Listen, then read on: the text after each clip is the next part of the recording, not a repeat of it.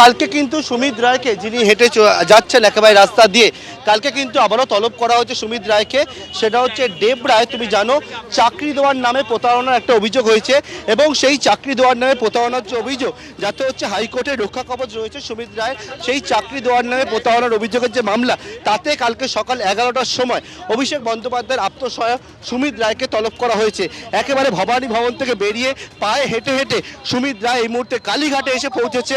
সামনেই অভিষেক বন্দ্যোপাধ্যায়ের বাড়ি, খুব সম্ভবত সেখানেই যাচ্ছেন সুমিত রায়, অর্থাৎ অভিষেক বন্দ্যোপাধ্যায়ের আত্মসহায়ক সুমিত রায়। তিনি ভবানী ভবন থেকে বেরিয়ে একেবারে পায়ে হেঁটে হেঁটে এই মুহূর্তে বেরিয়ে এসছেন, এবং বেরিয়ে এসে অভিষেক বন্দ্যোপাধ্যায়ের কালীঘাট রোডের যে বাড়ি, আমরা গতকালকেও দেখেছিলাম, সেই বাড়ির কাছে এই মুহূর্তে অভিষেক বন্দ্যোপাধ্যায়ের আত্মসহায়ক সুমিত রায়।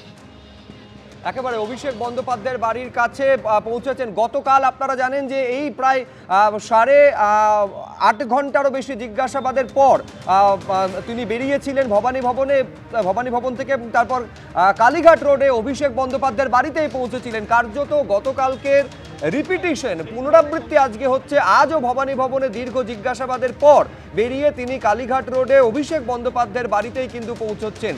এবার আগামীকাল আবার তাকে তলব করা হয়েছে, সেটা হচ্ছে দেব রায় চাকরি দুর্নীতির যে মামলা, দুটি মামলারই তদন্ত আপনারা জানেন যে সিআইডি করছে। একদিকে হচ্ছে এই শালবনীতে জমি দুর্নীতির মামলা, এবং দুই হচ্ছে দেব রায় যে চাকরি দেওয়ার নামে যে দুর্নীতির অভিযোগ সামনে এসেছে, সেখানেও সেই মামলারও তদন্ত সিআইডি করছে। সেই মামলাতে এবার আগামীকাল সিআইডি থেকে তলব করেছে। এখন মূল প্রশ্ন হচ্ছে যে এই তদন্ত করতে করতে শেষ পর্যন্ত মাথা অবধি তদন্তকারীরা পৌঁছতে পারবে কিনা। প্রদীপ চট্টোপাধ্যায়। দেখুন, সুমিত রায় মানেই হচ্ছে অভিষেক বন্দ্যোপাধ্যায়। সুমিত রায়ের আলাদা করে কোনো অস্তিত্ব নেই।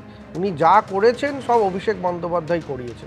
ফলে এই যে একটা ইস্যু নিয়ে তাকে খোঁজ চলল, যে মেদিনীপুরের জমি কেলেঙ্কারি, তারপরে কতগুলো ইস্যুতে তার সঙ্গে মানে যোগাযোগটা পাওয়া যাচ্ছে, এবং সেই জন্য একের পর এক তাকে ইনভেস্টিগেশনের জন্য ডাকা হচ্ছে।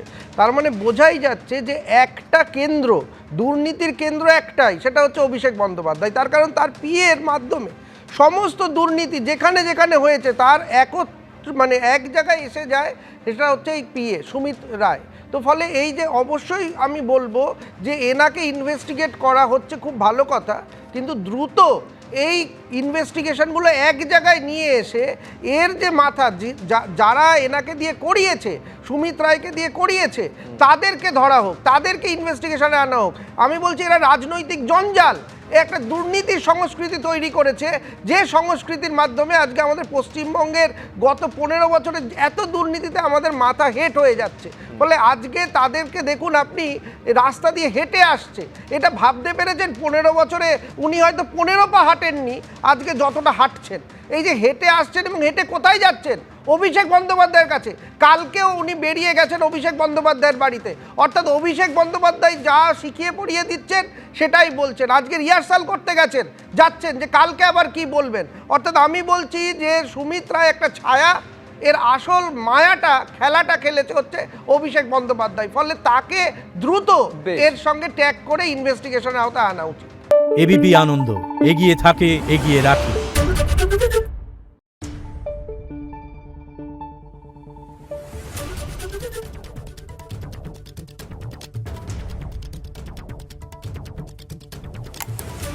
Thank you.